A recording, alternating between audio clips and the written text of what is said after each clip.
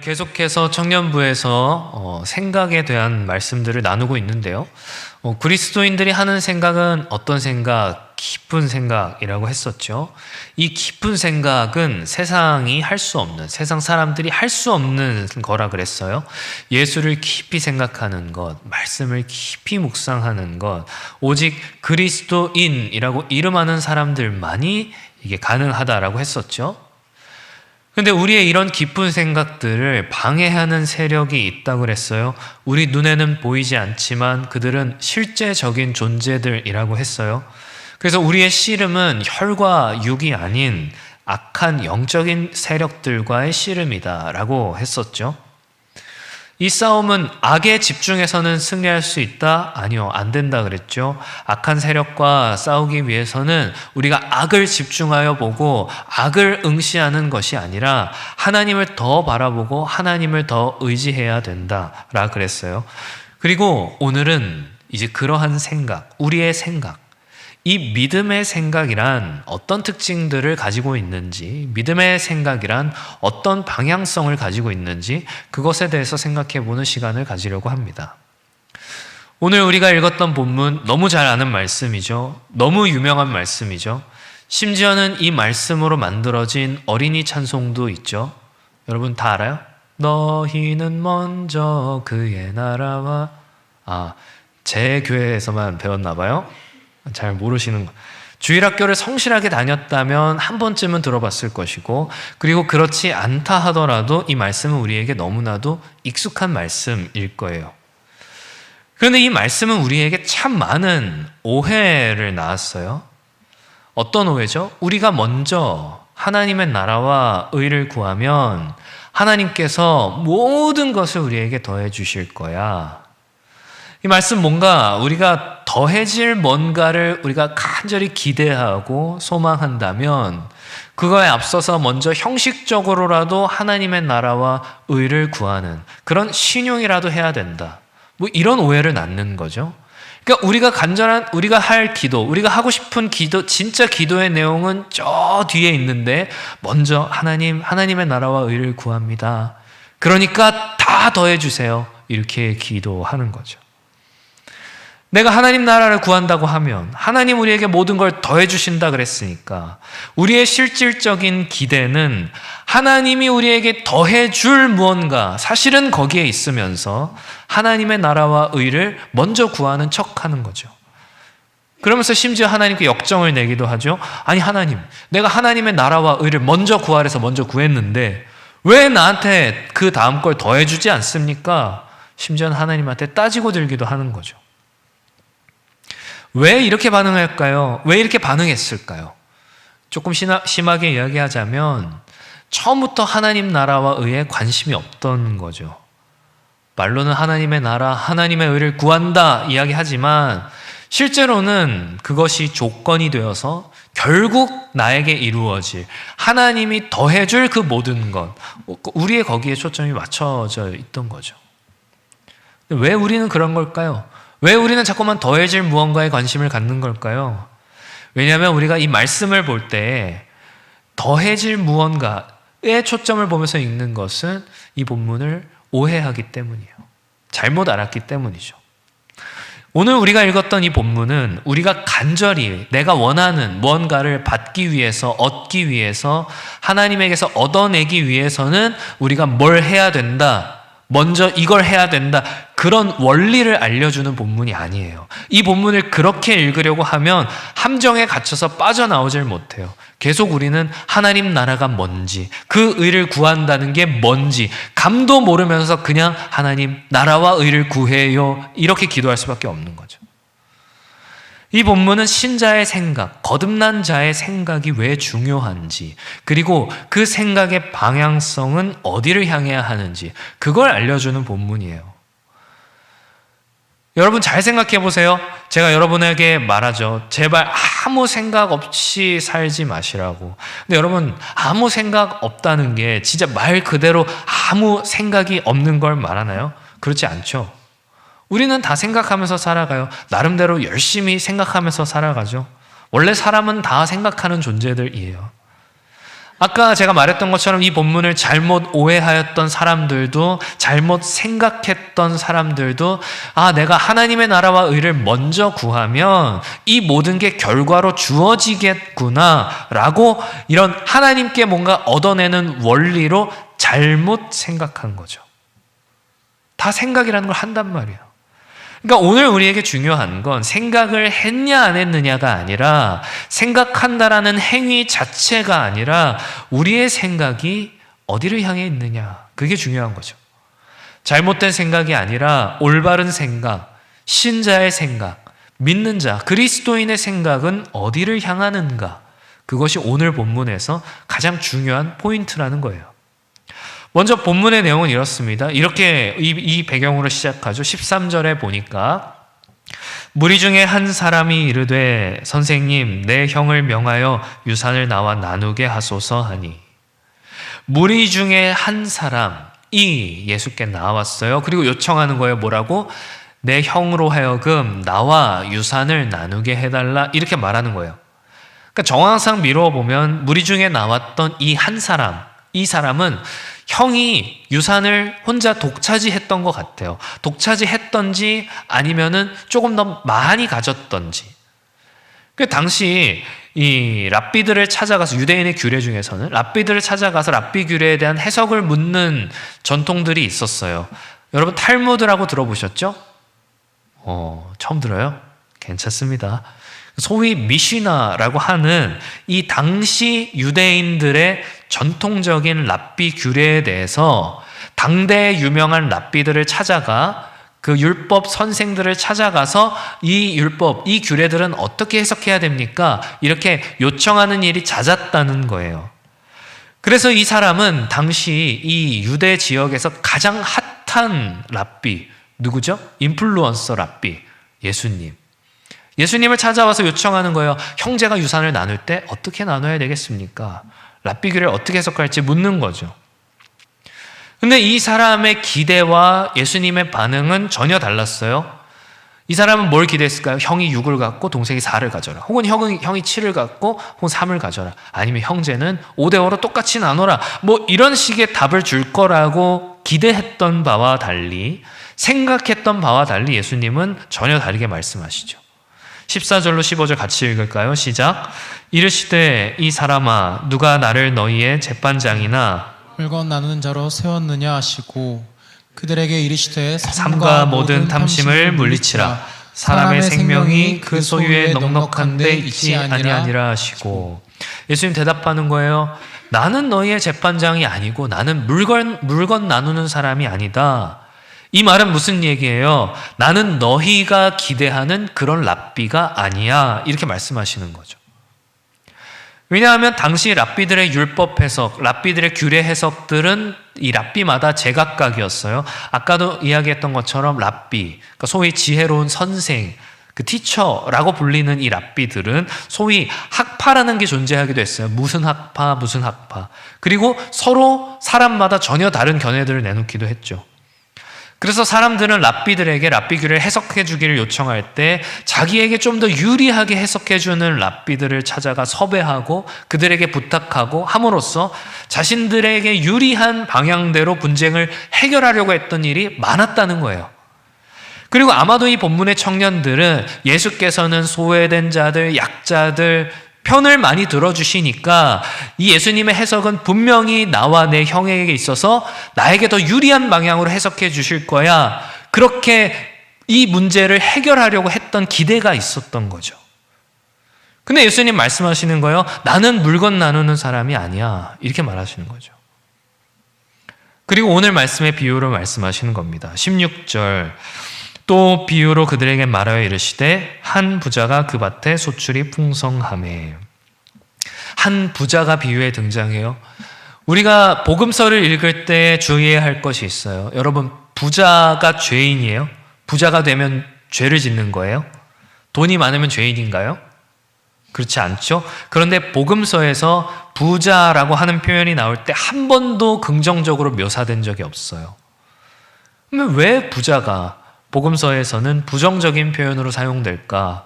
우리 다 부자 되길 원하잖아요. 별로 안 오네요? 부자 되길 원하잖아요. 왜냐하면 왜 성경에서 부자를 부정적으로 이야기하느냐? 왜냐하면 성경이 말하는 부자는 단순히 돈만 많은 사람을 의미하지 않기 때문이죠. 부자라고 하는 말의 뜻은 부유한 사람, 풍부한 사람, 풍족한 사람, 부족할 것이 없는 사람, 이런 사람을 말해요. 그러니까 부자란 뭐냐면 나는 별로 부족한 게 없어 라고 생각하는 사람이 부자라는 거예요. 뭔가를 더 필요로 하지 않는 사람, 이미 충분하여서 더 얻고자 하지 않는 사람을 말하죠. 반대로 가난한 사람은 부족한 사람, 궁핍한 사람, 갈급한 사람을 뜻하겠죠. 그러니까 성경이 부자를 가리켜서 부정적으로 이야기할 때 돈이 많으면 뭐 구원 못 받고 돈이 없으면 구원 받는다, 그런 얘기를 하는 게 아니라는 거예요. 한 부자가 나왔어요. 그런데 이 비유 속에 나오는 부자가 심중에, 마음속으로 이렇게 생각하는 겁니다. 17절 시작. 심중에 생각하여 이르되 내가 곡식 쌓아둘 곳이 없으니 어찌할까 하고. 그 부자가 마음속으로 어떻게 생각하는 거예요? 아, 내 곡식 너무 많아서 쌓아둘 곳 없으니 어떡하지? 이런 고민을 한다는 거죠. 이 부자의 관심, 이 부자의 생각, 그 방향은 어디를 향하고 있어요, 지금? 자기 소유, 자기 소유에 매여 있어요. 그리고 이건 놀랍게도 오늘날도 마찬가지죠. 여러분, 부자가 아무 생각 없이 살아갑니까? 그렇지 않죠. 부자들의 습관 뭐 이런 걸 보면 매일 아침 일찍 일어나서 신문을 정독하고 매일 책을 읽고 그리고 세계의 정세와 시사 같은 것들을 매일매일 살피죠. 부자들은 보통 사람들보다 훨씬 더 많이 생각한다는 거예요. 여러분들보다 더 많이 생각하니까 부자가 됐겠죠. 근데 문제는 뭐예요? 그 생각의 방향이 어디를 향한다는 게 문제예요. 그 생각이 어디에 매여 있는 거예요? 내 소유를 어떻게 하면 더 유지할 수 있을까? 어떻게 하면 내 소유를 더 불릴 수 있을까? 자신의 풍요와 부요를 유지하고 또 확장하는 데 온갖 관심사가 있다는 거예요. 다시 말해서 철저하게 이 땅의 생각을 가지고 있는 거죠. 여러분 잘 들으셔야 돼요. 돈이 많은 게 죄가 아니에요. 그 생각의 방향이 철저하게 땅에만 매여 있는 것, 그게 죄인 거예요. 예수님 그걸 말씀하고자 하시는 거죠. 잘 들으세요. 생각이 땅에 매여 있는 것, 이게 죄라는 거예요. 지금 이 가상의 인물, 가상의 부자를 비유로 들고 있는데 예수님의 이 비유가 그리고 있는 이 한 사람에 대해서 여러분 머릿속으로 한번 상상을 해보세요. 예수님이 지금 뭘 말씀하시고 있나 여러분 머릿속에 그려보시라는 거예요. 이 부자는 어때요? 자나 깨나 곡식 쌓아둘 곳에 대한 걱정뿐이죠. 심지어는 잠을 잘 때에도 오로지 곳간 걱정밖에 없는 거죠. 내 곡식 둘 데가 없는데 어떡하지? 어디다 두지? 잘 때도 이걸 생각한다는 거예요. 하루 종일 이것만 생각한다는 거예요. 여러분 이건 제 추측이 아니에요.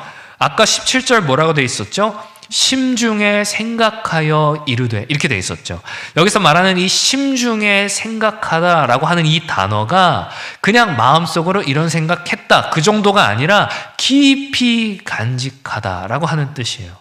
그냥 한번 깊이 생각하는 그 정도가 아니라 계속해서 끊임없이 반복적으로 이 생각을 유지하고 더 깊이 새겨놓는다라고 하는 뜻이죠. 이 부자의 깊은 생각, 이 부자의 깊은 생각의 방향은 땅을 향한 생각, 땅을 향한 방향이었죠. 그리고 이 부자가 생각했던 이 땅의 생각들은 결국 실질적인 의지와 행동의 결과를 낳아요. 어떤 행동이죠? 그 18절의 말씀이죠. 같이 읽을까요? 시작. 또 이르되 내가 이렇게 하리라. 내 곳간을 헐고 더 크게 짓고 내 모든 곡식과 물건을 거기 쌓아두리라. 아멘. 이 부자의 생각이 땅을 향하고 그 생각이 마음속에 깊어지자 그 실질적인 의지와 결단이라고 하는 행동, 결과를 낳는 거예요. 뭘요? 내 곳간을 헐고 더 크게 지어야겠다. 그리고 거기에다가 내 모든 곡식들을 쌓아둬야겠다. 이렇게 결단하는 거죠. 액션을 취하게 되는 거죠. 땅에 매인 생각은 결국 우리를 더 땅에 메어둔다는 거예요. 이 땅에서 잘 먹고 잘 사는 것에 우리의 목표를 두게 하고 결국 실행하게 만드는 거죠. 여러분, 이게 생각의 힘입니다. 이게 생각이 가진 힘이에요. 이 생각의 방향이 어디를 향하느냐가 어마어마한 결과를 낳는 거예요. 여러분, 생각의 힘을 무시하지 마세요. 이단이 왜 무서운 거죠? 아니, 90살이 넘은 노인을 신처럼 떠받드는 거, 여러분, 우리 입장에서는 이해가 되지 않잖아요. 아니, 그게 말이 돼? 생각이 없나? 이런 생각 들잖아요. 그렇지 않아요. 그건 이해할 수 있는 영역이 아니에요. 머리로 판단할 수 있는 게 아니에요. 생각이 굳어버려요. 생각을 마비시켜요. 이단은 중독을 통해서, 종교 중독을 통해서 생각을 마비시켜버려요. 모든 생각을 교주에 대한 충성으로 바꿔버리니까 이해할 수 없는 행동들을 하게 되는 거죠. 생각이 믿음이 돼버리는 거죠. 이처럼 생각에는 인생을 바꿀 수 있는 힘이 있어요. 그 생각이 어디를 향하느냐, 결국 그것은 무엇을 믿느냐라고 하는 것의 문제죠. 이 부자가 심지어 이렇게까지 이야기를 합니다. 내 곡간을 이렇게 크게 지어야겠다. 그리고 이렇게 말하는 거예요. 시작. 또 내가 내 영혼에게 이르되 영혼아, 여러 해 쓸 물건을 많이 쌓아두었으니 평안히 쉬고 먹고 마시고 즐거워하자 하리라 하되. 아멘. 내 영혼에게 이르되. 그 무슨 말이에요? 지금 이 부자가 자기 영혼에게 말한다는 거예요. 자기 영혼에게. 이거 단순히 혼잣말이나 자기 암시가 아니죠. 여러분, 이 찬양 알죠? 내 영혼아 주님을 송축하라. 예, 아느냐고 물었어요. 대답을 해. 이런 찬송도 있잖아요. 자신의 영혼에게 말한다, 내 영혼에게 이른다 라고 하는 것은 아주 적극적이고 아주 능동적인 결단을 말하는 거죠. 특별히 영혼의 결단을 말하는 거죠. 내 영혼아, 평안히 쉬고 먹고 마시고 즐거워하자. 청년들이여, 이 모습이, 부자의 이 모습이 우리와 얼마나 닮아 있는지 모르겠어요. 지금도 여전히 이 물질의 문제는 우리를 쉽게 넘어뜨리죠. 돈이 없어 스트레스를 받고, 돈이 없어 짜증이 나죠. SNS에서 누가 좋은 곳을 갔다, 좋은 것을 가졌다라고 하는 모습들을 보면 부럽고 샘이 나고 현실에 대한 좌절감이 들기도 하죠. 아니, 더 좋은 차, 더 좋은 집, 더 좋은 물건들, 그런 것들이 있으면 우리의 삶의 질이 더 나아질 것만 같죠. 저도 마찬가지예요. 저도 이 부자와 같은 마음이 들 때가 있어요. 내가 돈이 좀 많았으면 평안히 쉴 수 있었을 텐데, 먹고 마시고 즐거워할 수 있었을 텐데. 이처럼 물질의 문제는 정말 우리의 영혼을 쥐락펴락하는 문제라는 거예요. 그래서 우리는 더 쉽게 넘어지는 거죠. 우리도 모르게 이 부자와 같은 생각들을 하는 거죠. 더 문제는 뭐냐면 그런 생각이 드는데 이상한 줄 모른다는 거예요. 현실과 이상은 원래 다른 거라고, 말씀 없이는 살아도 돈 없이는 못 사는 거라고, 그렇게 우리가 그냥 타협해버리는 거죠. 그만큼 이 땅은 우리에게 있어서 너무나도 유혹적이란 말이에요. 그런데 이런 부자에게, 그리고 이런 우리에게 하나님의 대답은 너무 야속하죠. 현실과 동떨어져 있는 너무나도 이상적인 말씀이다라고 하는 생각이 들 정도죠. 하나님 뭐라고 말씀하세요? 누가복음 12장 20절로 23절 뭐라고 나오시나요? 같이 한번 읽어볼까요? 시작. 하나님이 이르시되 어리석은 자여, 오늘 밤에 내 영혼을 도로 찾으리니 그리하면 내 준비한 것이 누구의 것이 되겠느냐 하셨으니, 자기를 위하여 재물을 쌓아두고 하나님께 대하여 부요하지 못한 자가 이와 같으니라. 또 제자들에게 이르시되 그러므로 내가 너희에게 이르노니 너희 목숨을 위하여 무엇을 먹을까, 몸을 위하여 무엇을 입을까 염려하지 말라. 목숨이 음식보다 중하고 몸이 의복보다 중하니라. 아멘.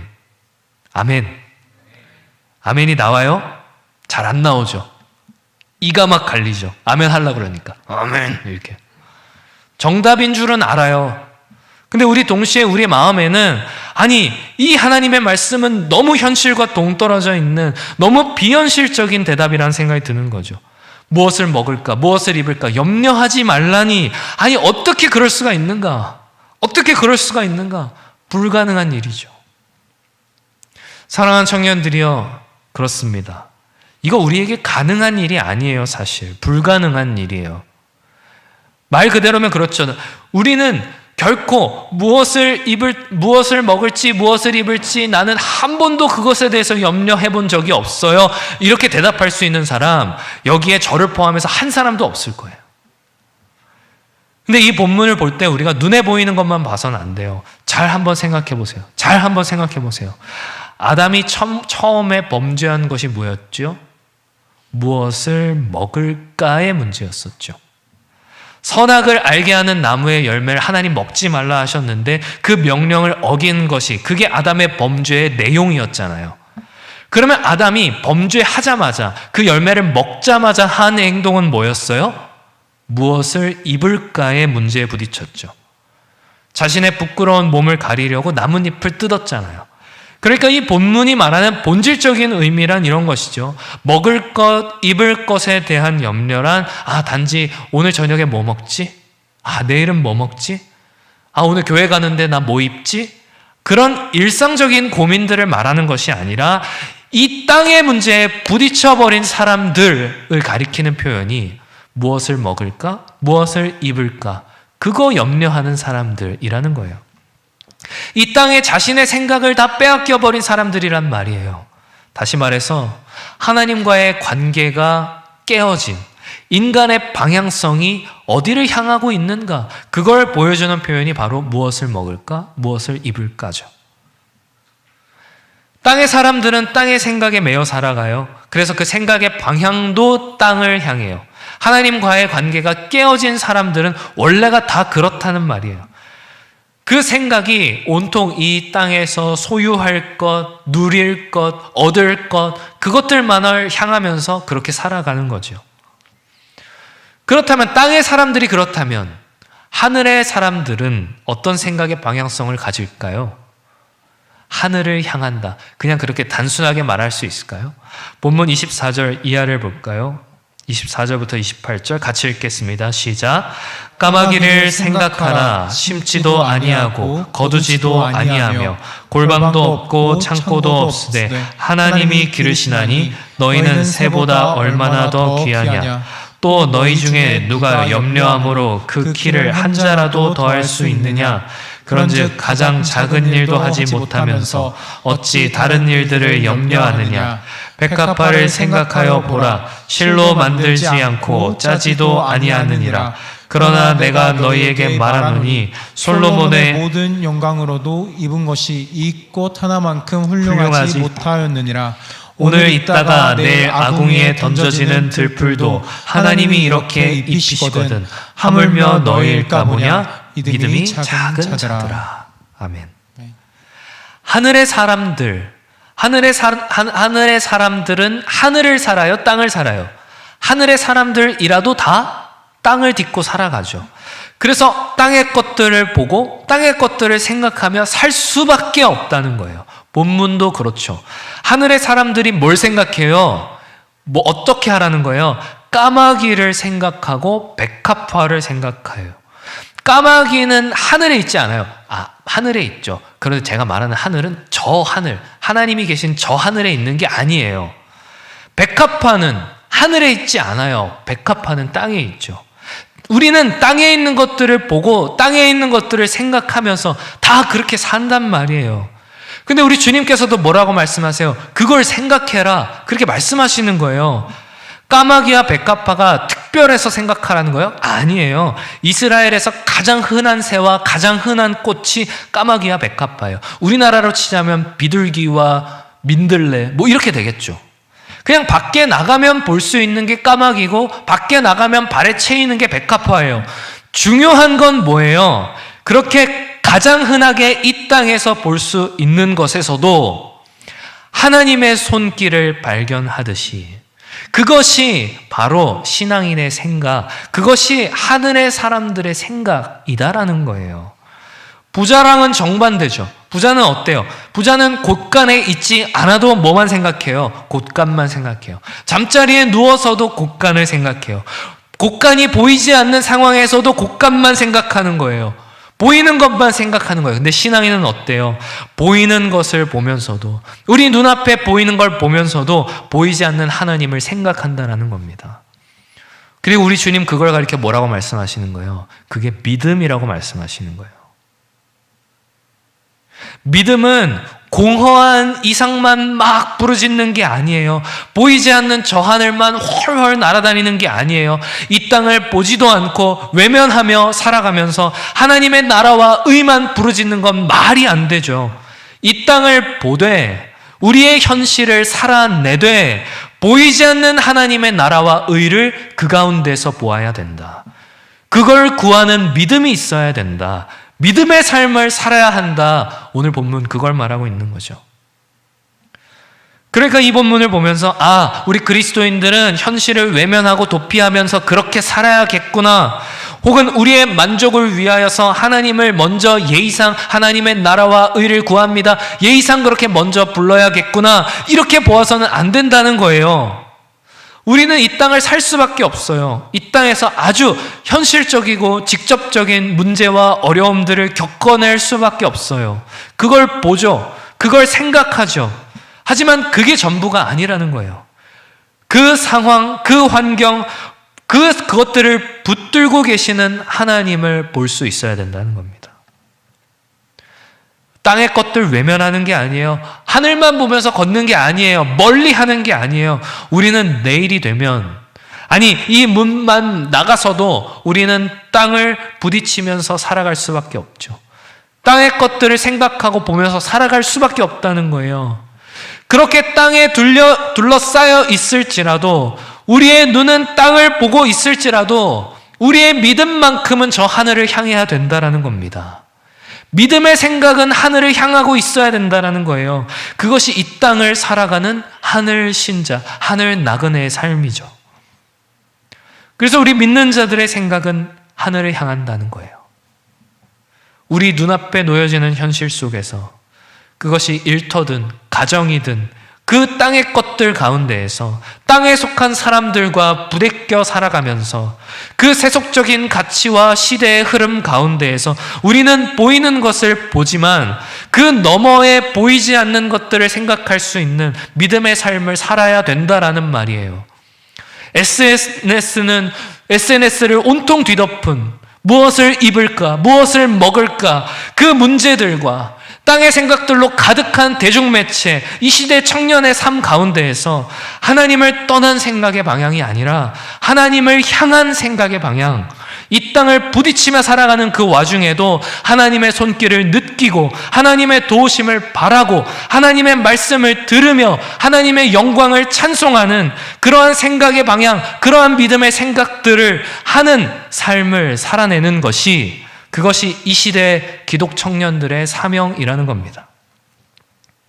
예배 열심히 드리고 봉사 열심히 하고 칭찬받고 존경받는 청년일 수 있지만 삶의 자리에서는 여전히 땅의 것들로 염려가 가득한 인생을 살 수 있어요. 땅의 것들로 가득 찬 그런 인생을 살 수 있단 말이에요. 내 영혼에게 말하며 이르되 내가 조금 더 안정되면 평안하리라. 내가 조금 더 가질 수 있으면 마음껏 누릴 수 있으리라. 우리는 그런 인생을 살 수도 있다는 거예요. 교회에서는 꽤나 신실한 크리스찬이면서도. 그래서 우리는 오늘 다시금 우리의 생각을 믿음의 생각으로, 하늘의 생각으로 돌릴 수 있어야 되는 겁니다. 그리고 그때 우리에게 주님 말씀하시는 거죠. 31절 시작. 다만 너희는 그의 나라를 구하라. 그리하면 이런 것들을 너희에게 더하시리라. 더해질 것, 더해 주실 것이 중요하지 않죠. 더해 주실 것은 우리의 목적이 아니기 때문이죠. 우리의 필요가 채워지는 것, 그것은 나중의 일이에요. 그거는 단순히 어떤 결과로서 주어지는 것이지 그건 목적이 아니에요. 보다 중요한 것은 하나님과의 관계라는 말이에요. 세상을 향한 생각이 아닌 하나님을 향한 우리의 생각이라는 말이에요. 세상의 것들이 우리를 채워주지 않을 수 있어요. 오히려 우리를 더욱더 빈곤과 어려움으로 내몰 수도 있어요. 성실함과 지혜로 이 세상 살아내려 해도 그게 잘 안 될 수 있다는 말이에요. 하지만 참된 믿음을 가진, 참된 믿음의 생각을 가진 하나님의 자녀들은 하늘을 훨훨 날아다니면서 그저 무위자연하는 것이 아니라 이 땅에 굳건히 우리의 두 다리를 내리고 땅을 디디며 그렇게 살아간다는 거예요. 현실을 외면하고 현실을 등지고 교회에만 목을 메고 올인하며 사는 것이 아니라 까마귀 가운데에도 하나님의 손길이 있다는 것을, 백합화에서도 하나님을 발견할 수 있다는 것을, 그걸 깨닫는 것이죠. 사랑하는 청년들이여, 말씀을 맺으려 합니다. 여러분 한 주간 어떤 생각으로 사셨나요? 어떤 생각으로 이 예배 자리에 나오셨나요? 예배를 준비하며 또 이 자리에 앉아 예배를 드리며 여러분은 어떤 생각으로 지금 앉아 계신가요? 그리고 여러분 어떤 생각을 가지고 이 자리를 나가실 건가요? 당연한 것이 당연하지 않게 되어버린 이 세상을 살아가는 여러분은 어떤 생각을 품으며 살아가시겠나요? 사랑하는 청년들이여, 생각하지 말라는 게 아니에요. 생각을 멈추라는 게 아니에요. 땅을 외면하고 등지라는 말이 아니에요. 그 땅도 하늘에 붙들려 있다는 걸 보라는 거예요. 그걸 생각하라는 거예요. 그게 믿음입니다. 이 땅을 살면서, 이 땅을 딛고 서서 땅의 것들을 보면서 무슨 말이에요? 엉망진창인 이 사회와 마음에 들지 않는 나의 현실, 나의 상황과 절망 같게 보이지 않는 우리의 앞날 가운데에서도 하늘의 것을 바라보며 소망하는 거죠. 하늘이 그것을 붙들고 있음을 바라보는 거죠. 그때 우리의 문제는 더 이상 문제가 아니게 되는 거예요. 분명한 것은 요한계시록에 보면 새하늘과 새 땅에는 선악과가 없어요. 구원받은 백성들에게는 더 이상 무엇을 먹을까, 무엇을 입을까가 염려의 문제가 되지 않는다는 말이에요. 그래서 우리는 믿음으로 먼저 그의 나라와 그의 의를 구할 수 있는 겁니다. 그런 찬송이 있지요. 내 영혼이 확정되고 확정되었사오니 믿음의 눈을 들어 주를 바라봅니다. 우리 영혼에게 뭐라고 말씀하시겠어요? 사랑하는 청년들이여, 부디 바라옵기는 이 찬송의 고백이 진정으로 우리 한 주의 삶의 고백이 될 수 있기를, 그런 주의 청년들이 다 되시기를 주님의 이름으로 축원합니다.